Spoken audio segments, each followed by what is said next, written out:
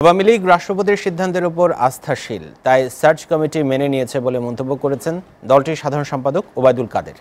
দুপুরে রংপুরে কর্মী সম্মেলনে তিনি এই দাবি করেন। দ্বিধাবিভক্ত অবস্থায় রয়েছে বিএনপি। অনুষ্ঠানে আওয়ামী লীগের যুগ্ম সাধারণ সম্পাদক মাহবুবুল আলম হানিফ বলেন, স্বাধীন নির্বাচন কমিশন গঠনের দাবি বিএনপির মুখে মানায় না।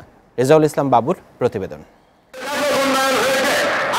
দীর্ঘদিন পরে রংপুর আওয়ামী লীগের এই কর্মী সম্মেলন, তাই সর্বস্তরের নেতাকর্মীদের উপস্থিতিতে সরব ছিল অনুষ্ঠানস্থল রংপুর জেলা স্কুল।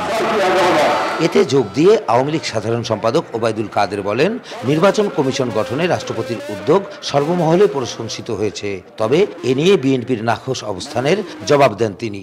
আমরা সেই রকম নির্বাচন করব, নারায়ণগঞ্জের মতো মডেল নির্বাচন, জাতীয় নির্বাচনে আমরা উপহার দিতে নির্বাচন কমিশনকে সর্বাত্মক সহযোগিতা আমরা দেব।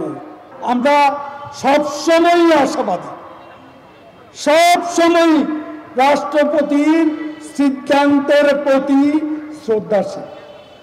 সার্চ কমিটি রাষ্ট্রপতি, মহামান্য রাষ্ট্রপতি করেছেন, আমরা শ্রদ্ধার সঙ্গে মেনে নিয়েছি। অনুষ্ঠানে দলের যুগ্ম সাধারণ সম্পাদক মাহবুবুল আলম হানিফ বিএনপির রাজনৈতিক কর্মসূচির সমালোচনা করেন। নির্বাচন কমিশন বেগম খালেদা আপনি যখন রাষ্ট্র ক্ষমতায় ছিলেন, কোন নির্বাচন কমিশন গঠন করেছিলেন? বাংলাদেশের মানুষ দেখে নাই? আপনি আজিজ মার্কা নির্বাচন কমিশন গঠন করেছিলেন। আপনার সময় একটা নির্বাচন আবার সুষ্ঠু হয় নাই।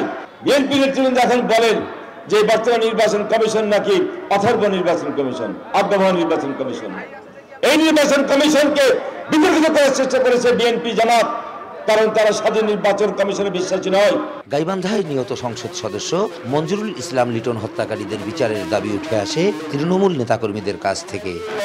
রেজাউল ইসলাম বাবু, এসএ টিভি, রংপুর।